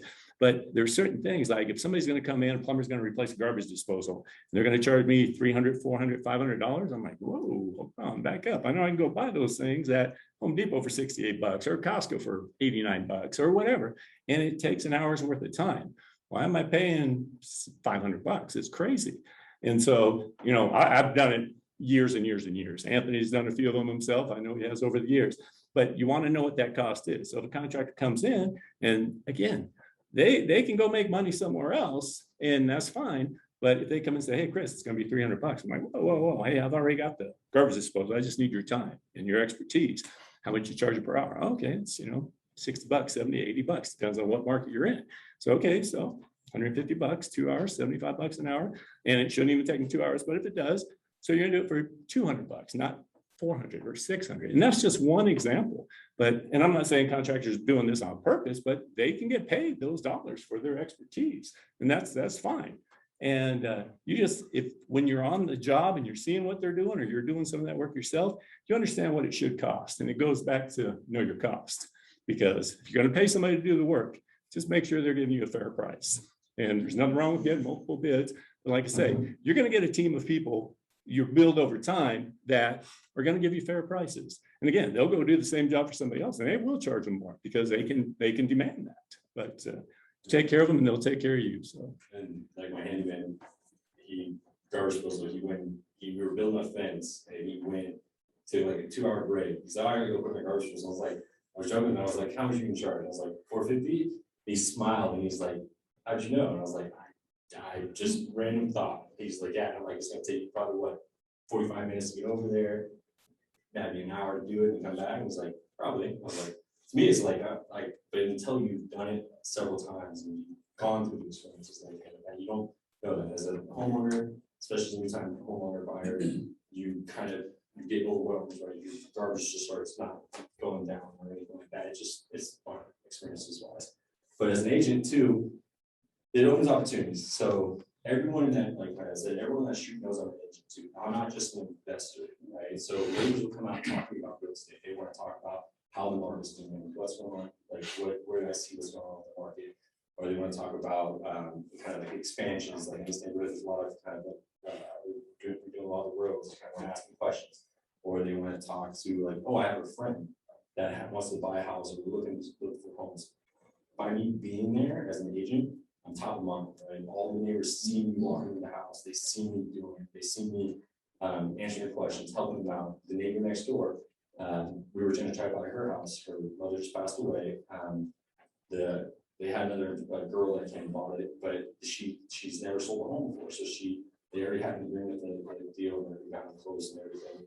But there's a lot of issues with sewer, like they have a sewer thing. She calls me, she texted me last night. She said, hey, we're having issues with sewer. Well, she texted me like I was asking what's the hell of the deal. She said, well, we're having some issues with the sewer. And I didn't text her back, I called her and I started talking to her, and she was so grateful about that, because I was saying, hey, do you need resources, do you need something like that? Because she knows I have the resources, right? Because to me as an agent, the deal is only a certain aspect, right? Buying someone home is a certain thing. When people look at you as an agent, you're a resource. You're not just you. Yeah, some people might think you should buy and sell homes for them. I like to be a resource, right? And contractors I vet on my own deals. I don't vet them on stuff that I don't trust, right? I'll make sure, even if I refer somebody out, I'll make sure to follow up, make sure it gets done. I'm not just gonna say, hey, try to get it. So I'll make sure it gets followed up. So it's kind of a great opportunity. She came to me and I'm second in line. So if this deal falls through, she's gonna send me the house, right? But I don't have those opportunities because I'm not there. So spending time there, getting the neighbors, and kind of going out there, it just gets you this top of mind for everybody. So in kind of sweat equity, learning about this is as you do more projects, you kind of start to understand the scope of work or what it takes to do something, right? And that can help with painting, kind of like, or like painting is simply, but as you do it, you become more efficient. You kind of understand how to get more efficient, how to, instead of like putting kind of in, you cut in first and roll faster. You build your own systems, and kind of, if you do have to hire contractors, I like to work when I have contractors that are working, I'm gonna be there while they're there. I'm not just doing that kind of, and I say this because everyone has different careers, different things. Some people I might have to commit that. I'm a real estate agent, I have free time, whatever, right? When I'm not busy, but I can be there and spend time and learn something from them too. I'm not gonna be, I can understand what it takes to do a project. So the next time I'm there, I can understand if the project bigger or smaller, that what they should be charging to. So it's, again, sweat equity, there's a lot of benefits that can stem from it. It's just how much free time you have and where you see yourself, right? I'm not gonna appreciate you have to spend 100% of the time. And we put in hours. I put in on this project, I probably have almost 4 hours myself. There's countless times where with my buddies and everyone knows me, I'll be there. I'll get off work. I'll be there from 6 o'clock till 2 o'clock in the morning by myself, just doing work. And again, I'm not indifferent, right? So I'm not gonna say anything else you do right. You do whatever you can to build sweat, because every little thing you do is beneficial, right? So, but building learning, referencing past projects. So again, I keep saying multiple projects because I stem from my experiences from working from him, compared to what I'm doing now. Everything I've learned from him helped build the foundation, so I didn't go into this blind, right? So I knew what systems need to be done, what needs to go here and there. And as you start doing it, you start to get better at it, right? And you start to become more open. You don't see everything as stressful. Like, you know, I've had a lot of stresses because I never had personally do it, because he used to be the one to call the country and do all this stuff. But now I understand what headaches, how to handle instead of just having like a freak out attack, or it's like, I don't know what to do. Like, all right, cool, stop thinking about it and just kind of using what I knew from that, his past projects, and what I can do now. What certain things need to get done in certain time frames and time orders to what I'm going to do, right? So everything is sort of, again, I'm growing up a lot of experience, and kind of he still grows and learns something new from every project too. Taught Anthony since a young age, and again, it's not my saying, but I always say learn something new every day. You should be able to learn. I've learned so much from Anthony, from other people. I've learned stuff from my granddaughter, 8-year-old. She's teaching me stuff. I'm like, wow, I never knew that. People tell me stories. I'm like, really? I didn't know there was and I'm in real estate. And I learned this years and years ago, but there's a little yellow dot in the middle of the road. It means there's a fire hydrant off to the left. I don't know if everybody knows that. And if you're a fireman, you probably know that, but little things. And I learned this probably from her. So, we learned this in school. I've been around 100 years and I don't know that. But bottom line is, the two things he keeps talking about, working with his hands. He likes working with his hands. Same with myself. I do like working with my hands. The other saying I always say is my father taught me when I was young. If you can work with your hands, you'll never go hungry a day in your life. That's a core belief to me. Now, I didn't make that saying up. I've heard it somewhere probably 30 years ago, but I truly believe it. It's core to me. The things that are core to me, I picked up, somebody else has said it, and I'm like, man, I agree with that 100, tenfold, 100-fold, whatever. Those are the kind of things that come to me. And I share everything I can with Anthony, and I think it comes around. So like you're saying now, he's been sitting there helping out, doing a lot of the work. Now, when the project's on him, he's gonna learn even more. I can be there, you can tell a person something 10 times, once they're sitting there doing it, then they're like, oh, well, how do I handle this? Then you have to deal with it, so, but it gets done, so it's good. Cost tracking, so stepping back to your budgets. Knowing it's very crucial, especially when you go from project to project, tracking your costs. So if you can understand material costs that start to go up, lumber costs, in general, like labor costs. So if somebody's, your handyman is going from $40 an hour to $60 an hour, you kind of understand that and you see the numbers. And you kind of beat them up like, hey, why are you charging $60 on this project when you charge me $40 for a house we flipped 3 months ago or something along those lines? And it's all data, right? It's the more data you have, the more you see, the more you can kind of analyze it and kind of, you can percentage wise know what the cost increases. And again, everything you can look at what lumber cost goes up, right? But our numbers kind of helps us understand from project to project what is going to be areas we're going to have to cut back on, or we have to find new suppliers. We have to start vetting somebody else to go to a different flooring company, different cabinet company, because they're getting to the point where it's like, all right, we've been using them for so many years, they've been jacking the prices up so much over the last year or so. Let's go see what's out there, right? Instead of just sticking with one person. So cost tracking is kind of crucial for us. Become more efficient. So again, sets back to again painting or flooring or anything like that. The more times you've done it and the more times you get repetitions at it, you become more efficient. You get it faster at it. You reduce the time. You learn how to cut flooring more efficiently to kind of lay it all out and go from there. Experiences with the others. So that's what we're here, right? So I'm sharing my experience right here, and I can share this experience. Everyone here can share their experiences. When I share my experiences, you guys can sit there and laugh. And I don't care, right? I'm still gonna do what I'm doing. But by me sharing my experiences, somebody in this room can come up to me like, "Hey, you're doing something this way. I think you should be able to do it this way and make it save you time or save you money or something like this."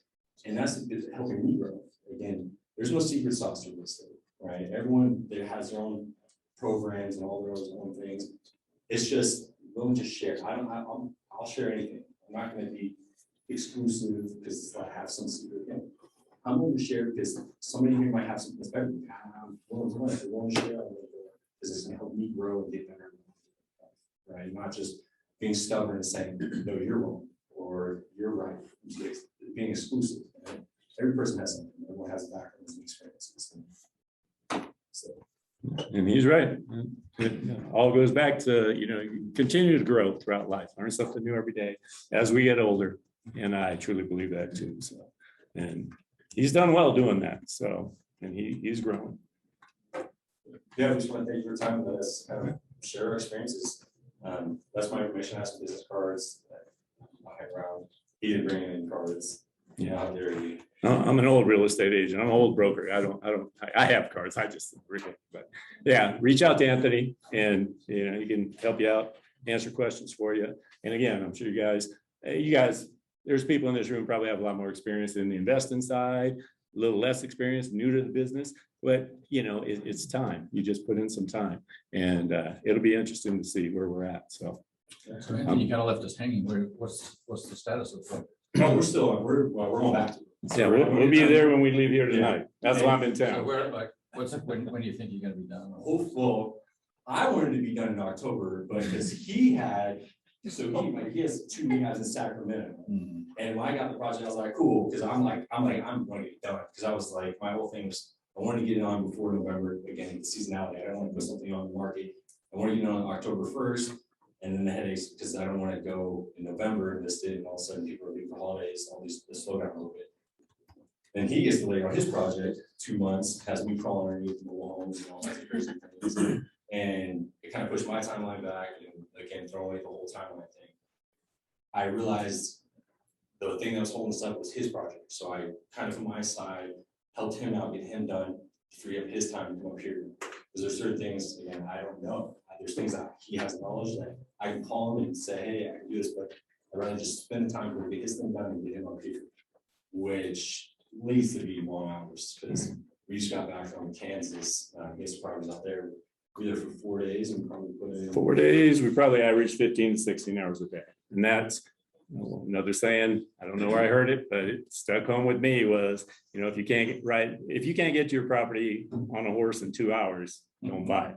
And I heard that somewhere along the way and I'm like, okay, that makes sense. Now I own properties in various states. So I'm saying, okay, if I can't fly there on Southwest in 2 hours, it's a little harder, and you can get a lot of places 2 hours. Actually, Kansas City just happens to be a different thing. It's a whole nother subject. I won't go into all the details, but turnkey properties, jumped on a few turnkey properties in the Midwest. The numbers make sense. You guys have probably played with the rules from the investment side is, in the old day, our rule of thumb used to be 1% rule. If you buy $100,000 property, can you sell it for or rent it for 1% a month? If you're talking rentals. Now we're talking rehab more here than the rental side, but I'm sure as investors, a lot of investors you can buy property, rehab them and rent them. Great mindset. You're buying below market value, you're putting some sweat equity, you're rehabbing it, and then you got a good product to go to market for a rental.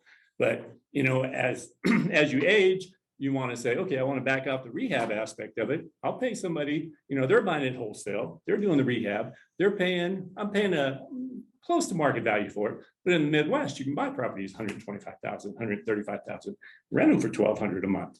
Makes sense. You're closer to the 1% rule. And in California, you can't even touch that. California, you're nowhere close to that. You're paying $500,000 and you're getting $2,500 rent. You're 0.5% at best, and maybe even not that. So, well, finding $500,000 properties hard too. So, but yeah, those things right now, that's just where we're at. He's got a lot of experience. I'm kind of trying to pass it on to him, and he'll have a few rental properties he'll be dealing with for the next 50 years. So, He's, like I said, he's putting she's still putting all these crazy hours in. So trying to get to the point where he's the money person and I'm the, hey, I find the deals I do, I'll use on sides and collecting the checks. And that's where it's kind of, and then now he's like, okay, you're an agent, you're gonna fly out to Kansas with this thing. there you go. Kentucky, I was with him every step of the way, so maybe the next trip I won't have to go. I was just in there. But any questions? Yeah, so you were talking about the sweat equity, but I was looking at your projected expenses. When you're projecting those, is that as if you were gonna pay a contractor and then you grade it out by doing part of it yourself? Correct. So again, that's the experience and knowledge. So the more times you give bids from contractors and expense sheets, and a lot of the stuff you can go to Home Depot and see what the cost of flooring is, and kind of find an average, or when you start getting bids for things, kind of keep that mental track of like what an HVAC, like your AC system, or just replacing the system for it that you could duct and everything. You don't know until you got bids on it. But again, a lot of things is I always estimate this on a contractor, right? Because it all of a sudden, I'd rather overestimate everything and not think about it because I want the numbers to make sense. Is if we buy the deal and I get hurt, he gets hurt, we can't do any work, right? Will the numbers still make sense if we have to hire contractors? If it does, then it makes it a sweeter deal because those little things that save up or little things I do to save it, that adds more on the backside. And again, when you buy a property, we bought it in July. We weren't planning, I was trying to get a quick turnaround, and now it's going to be more beneficial to be able to more FHA buyers, rule. But we don't know if the market's going to do that, right? You don't know if the market's going to turn. So that's where he always talked about deals made on the buy side, right? Because you don't know if the market all of a sudden is you bought like project, and those right when the market started tanking, and you got. Yeah, I bought properties and I've been buying properties for a while. So I bought properties in 2008. Went through the prices were coming down. It turned everybody, and I've been doing this 30 years. All of a sudden, I'm like, okay, now these $300,000 houses are selling for 150, 140s. I'm like, man, these are a steal. And I jumped on them. And sure enough, then I'm putting rehab. So my costs are going up and prices are still coming down. So I've had properties where I'm like, okay, I'm into this thing for 180.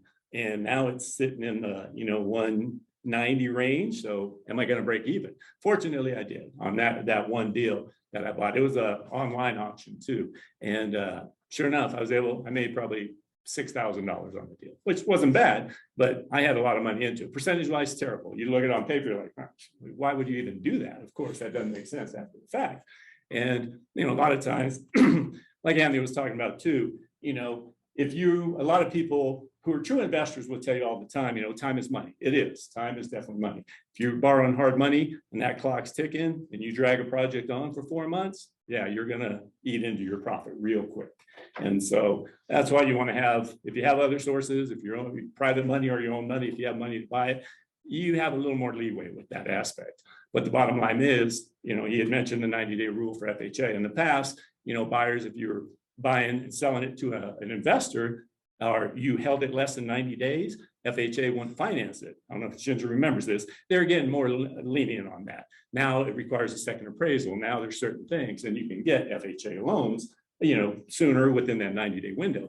But in the past, most investors would just shy away and say, I'm not touching it because I want this project done. It's a quick flip. We're going to paint. We're going to put in new carpet, new flooring, do cosmetics. And we're going to flip it in 30 days. We borrowed money, we have to get it on the market. So it eliminates certain investors because a lot of the buyers depend on the market too. If most of your buyers in the lower price range are FHA, they can't buy it. Back when I was dealing with the FHA 90-day rule heavily, I'm like, well, I don't mind, I'll hold it 90 days. And, so I'm able to pick up some deals other investors couldn't pick up or wouldn't pick up because their mindset is, that time is money. And I agree with that, but you just have to see what works for you. So. And the guys that do high volume, right? We're small. There's people that do 10 homes a month in Reno, right?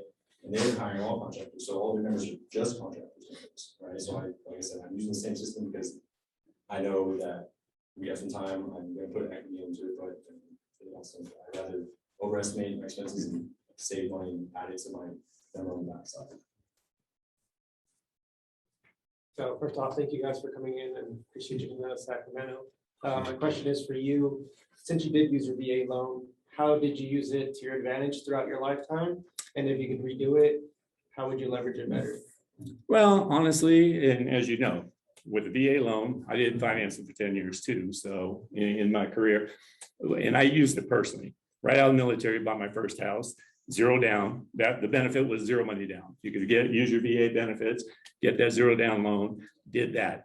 After that, I bought and sold my first home in 2 years at the time. And I don't want to bore you with another story, but there's a million that come to mind on that. But the bottom line is, after I did that, I'd actually bought another property.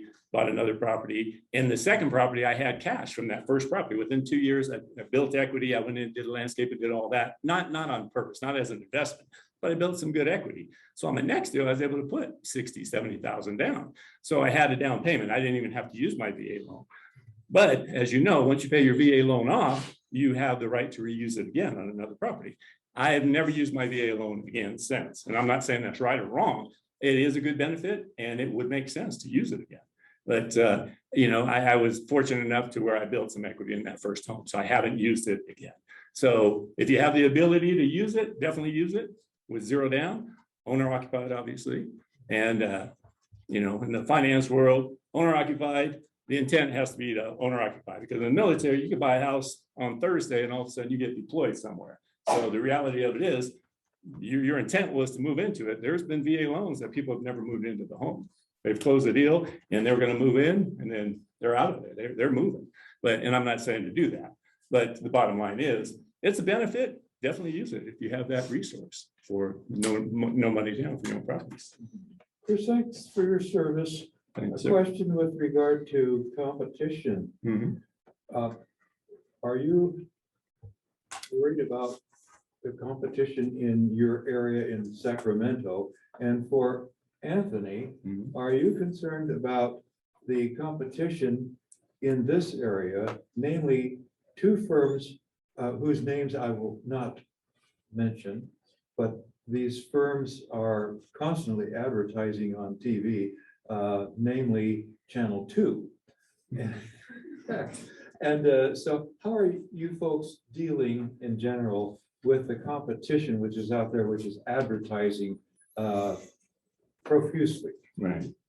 And I'm not sure exactly who you're talking about. I mean, there's a, yeah, and that's what I'm In thinking. Sacramento and That we also buy in Reno. homes, there's every, I get postcards because of rental properties every day. Hey, we'll buy your home, we'll do this. No agents, no commissions. no- And that is competition. Again, I'm fortunate in a position, I've been doing this long enough. I built my sphere in real estate, you learn, work with your sphere of influence. Your best referral you'll ever get, or your best lead you'll ever get is a referral. And over the past, you take care of people. I've had clients who've came to me and I've offered to buy their house. And then their circumstances have changed. And then 6 months later, they don't sell it to anybody. Something happens. And then 6 months later, they're like, hey, will you still give me that price? And I've honestly told them, well, I won't give you that price because the market has went up. Here's what I'll give you now. And they were happy that I did that because I was just being straight with them. They refer me to another person. You do people right one time, they're going to refer you to 10, they may or may not refer you to people, but they'll probably will. You do people wrong, they'll tell everybody about it. So you want to, your reputation is important. You want to take care of the people you're working with and do what you can. And, it's a tough situation, but most of my referral and competition, I'm not saying I'm not competing with people because people buy houses all the time and they're out there, they'll pay, they'll come in, maybe they pay more, maybe they pay. I was real concerned, the whole Zillow thing, I won't get political, but with what's going on with Zillow as a broker, I'm sitting here saying, how can Zillow be paying these prices? I've been saying that for 6 months. I'm like, how are they paying these prices? And it just seemed like they were overpaying. And there's all kinds of conspiracy theories out there that they were buying properties for X and hoping to drive the price up to sell into the increase. But I don't know. But Because they're using their own Zestimate. they're using their own Zestimate. The Zestimate, everybody thinks, I have relatives that know I've been doing this for years. Like, yeah, Chris, my home's worth 585. And how do you know that? Zestimate says it's 585. I said, okay, well, your backyard pool has cracks, it's falling apart, it's got this, it's got this. Does Zillow know that? Oh, no, I didn't tell them that. But that's kind of stuff. People put a lot of faith in that. But that's just how the market is. Competition wise, for me, I'm still working on a referral base. I'm not actively out looking. I don't market. I don't do any of that. It's referral base for me. For Anthony, he's building his referral base now. He's talking to people, like I said, when he starts talking to neighbors in the neighborhood, and you're not out there saying, oh, well, if this person passes away, hopefully they'll call me. And you're not doing that on purpose to say, hey, but the reality of it is you build a relationship with a family, they probably know somebody who, a grandparent or somebody. Half the calls I get or half the properties I buy, it's somebody's passed away in the family and they're the trustee of the estate or whatever it is. I have other agents in Sacramento who will call me and say, hey, we know you buy houses. Got a client with this, house is a mess. And what can you do? And I'll go over and I feel like I'm giving them a fair price. I'm not, cookie cutter saying, hey, I'm going to give you 60% of what is estimated. You can't even do that anymore. But what fair market value is X, I'll use 100,000, which isn't anywhere in the world right now. But I'll give you 60,000 on a $100,000 deal. You guys are all smart. You can do the math, and scale that up to the market here too. But bottom line is, with Anthony, I think he's going to build that same kind of reputation with doing 1 or 2 deals. We're not out there doing 10 deals a month or 10 deals a year even, on rehabs. But, you'll build that over time. That's part of that overnight success in 25 years. So that's what I believe. So go ahead. And the conversation we said about that too, is that the guys that do on large scales, they do the percentage points. They do the next thing. It's because they just want to analyze deals quickly to see if it works, right? We, being smaller, I built a relationship with the family. I built a relationship. We offered more than what a couple of investors were offering, right? Just because morally, I felt like it was the right thing to do, right? And I know they're going through the tough time, and I got a nice letter from them thanking me. Like, they were so stressed to hear that they were so happy to sell to me. They got it done. I was worried about the daughter. She was saying, I wish you were an agent out here because she used me if I was in New Mexico. And so that's like referral. So it's kind of our neighbor next door. It's kind of, we're willing to pay a little bit more because we know the numbers, we make it make sense. If we're competing against investors that are only going to pay 60 to 65% of the after weekend value, can we make the numbers make sense and go up to 70%, 72%, keep it simple, but give them a couple extra $1,000, they love seeing that. And again, the families I see me doing it because it's kind of like, I'm not just some big time person.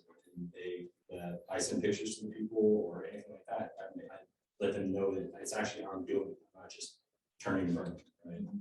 And so, like I said, that's how I play this competition. I'm not competing like you. I don't care. I'm doing my thing in life. One rehab deal is not going to break me. One client's not going to break me. One deal's not going to break me. Whatever. I'm doing my life. I'm on my path. If I focus on competition, what they're doing, I'm get so wrapped up in their systems. I'm like, oh, how can I do what they do? right? I don't want to spend time. I'll go over here. So your deal, did you say that it was because of a death in the family and stuff like that? So can you share maybe your experience and timeline of kind of, did it have to go through probate or any of that stuff? No, I didn't have to go through probate. There was the remaining person that was on title, lived in New Mexico, they came to the town to handle the estate, not estate, but yeah, I didn't have to do probate or anything, no headaches along those lines. When I worked for the trust company, it's a totally different ballgame. Yeah, there's different probate courts and has approvals that can spread out your timeline. If you put in an offer on a probate sale, that's get approved by the courts, so that can delay things. It's kind of like sending back to foreclosures, you put offers out there, or short selling, it take a little while to get approval, so it might not jump on immediately. With this deal, it was kind of, they were here, I verified all the information that they had the power to sign. We got the deal wrapped up, and it was literally, I went over there before I left town, deal for 4th of July, because I knew if I left town on the 4th of July weekend, that they were gonna, like, there's gonna be people that are gonna come in and pressure. I told them, like, if you want to do the deal, I'm happy to do this deal and make it work. If you want to wait, I'm gonna wait. Like I said, I'm no pressure sales, and so that's kind of, like I said, timelines are different. Probate can take some time. With regard to the time frame that you work with on your deals, are you offering cash, and is the cash going to be yours, or do you have to go out and finance? So on the deals that you're buying. So like I said, I'm lucky enough, I'm not in everyone's position. My dad's been in a position where he built up the cash and everything. So it's all. You can read the bank. Yeah. He's the bank. So that's what I talk about. If you're thinking, hey, well, why would you wait 4 months to do this deal? Because yeah, if you have overhead costs, and that's one of your costs, you have to know your costs. And if you can get money that you're getting X on, if you're investing money, if it's your own money, it's a lot easier to say, hey, we can wait a little longer. We're not going to make any money leaving that sitting in the bank. So I'd rather invest it in something. And, again, that's just how we are. So I don't know if that's what you're thinking. Hey, if you're borrowing money, doesn't that add to your costs? One thing, yes, but the other is on the seller's end. The sellers may work with you more easily if you offer cash more quickly than the competitors. Oh, true. And that is part of it. We are offering cash. And again, most investors in the room probably, if you follow a lot of the sources out there, they have financing. If you bring them a deal, it makes sense on paper, you can get financing pretty quick. I've never used it, but yeah, I know it's out there. Does anybody have any experience with that on hard money loans? I mean, I didn't know if anybody in the room, you have. So how soon can they get that to you? Not soon enough to suit some of the sellers. There you go. Okay, so, but it's pretty quick. I mean, you're not talking a 30-day wait. No. Okay, so that's what I'm wondering. But if you have good credit only, and you have a good reputation to boot. Oh, exactly. No, I agree. I think I mentioned that earlier. That credit doesn't hurt. So make sure you take care of that. So without, you don't have to tell me exactly your structure, but if you're using somebody else's money, it's not necessarily a loan. Do you then have a partnership? Do you have a split? Would people then just split the profit in the end? Well, in this, every person's different, right? Some people might want equity partnerships, some people want advocate with rate too, so make sure we get something away. So every person works with me differently. I don't have experience partnering with him. He doesn't have experience. But if we have partnerships, I've seen where people, because in a cash situation, you're going to be pretty much, if you're in a cash deal, you're going to act as, they probably want you to set the LLC structure. So you'll be the buying entity as the LLC. The person supplying the money will act as your banker, and they'll fund the LLC. The LLC will purchase the property. The cash usually will be no against the property. Again, it's not legal advice. I'm not 100% sure, but that's some things I've seen. So.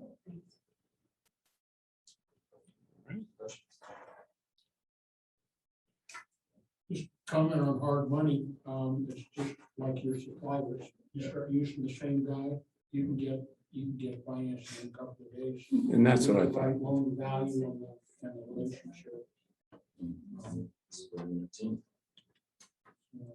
Also, every project I've ever done has cost more and taken longer than I estimated. I don't know. I've said that on, I've told them that on every project. Yeah, he's like, where's the throw all away? I was like, yeah, this is the next line right here. So, But I like, you know, 15,000. Contingency line at the bottom, it's like, okay, that's bigger than expected.